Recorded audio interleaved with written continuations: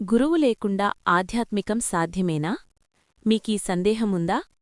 ఆధ్యాత్మిక మార్గంలో అడుగుపెట్టాలని అనుకునే ప్రతి ఒక్కరినీ వేధించే ప్రశ్న గురువు ఖచ్చితంగా ఉండాలా అని.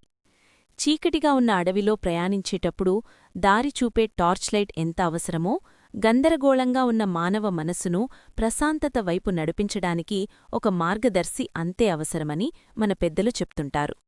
అయితే నేటి ఆధునిక కాలంలో పుస్తకాలు, ఇంటర్నెట్ అందుబాటులో ఉన్నప్పుడు గురువు అవసరం ఉందా అనే చర్చ కూడా జరుగుతోంది. దీని వెనుక ఉన్న అసలు సత్యాన్ని ఇప్పుడు తెలుసుకుందాం. ఆధ్యాత్మికత అంటే కేవలం శ్లోకాలు చదవడమో లేదా పూజలు చేయడమో కాదు. అది మనల్ని మనం తెలుసుకునే ఒక అంతర్గత ప్రయాణం. ఈ ప్రయాణంలో మనకు ఎదురయ్యే అహాన్ని, అపోహలను తొలగించి సరైన దిశలో నడిపించడానికి గురువు ఒక దిక్సూచిలా పనిచేస్తారు. ఒక ఈతగాడు గురువు పర్యవేక్షణలో నీటిలోకి వెళ్తే ప్రమాదాల నుండి ఎలా రక్షించబడతాడో, అలాగే ఆధ్యాత్మిక సాధనలో వచ్చే ఒడిదుడుకులను ఎదుర్కోవడానికి గురువు మార్గదర్శకత్వం రక్షణగా నిలుస్తుంది.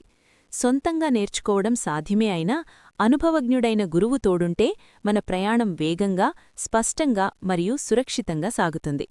చివరిగా చెప్పాలంటే ఆధ్యాత్మిక ప్రయాణంలో అంతిమంగా మనం చేరుకోవాల్సిన గమ్యం మనలోనే ఉన్నప్పటికీ ఆ గమ్యాన్ని చేరుకోవడానికి గురువు ఒక వారధి వంటివారు.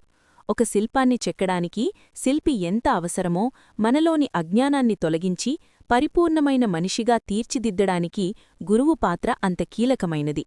అయితే నేటి ప్రపంచంలో నిజమైన గురువును గుర్తించడం కూడా ఒక సవాలే. నిష్కల్మసమైన మనస్సుతో అన్వేషిస్తే సరైన సమయంలో సరైన గురువు మన జీవితంలోకి ప్రవేశిస్తారు. అప్పటివరకు సత్యం పట్ల జిజ్ఞాసను పెంచుకుంటూ మన అంతరాత్మను సైతం ఒక గురువుగా భావించి ముందుకు సాగడం ఉత్తమం.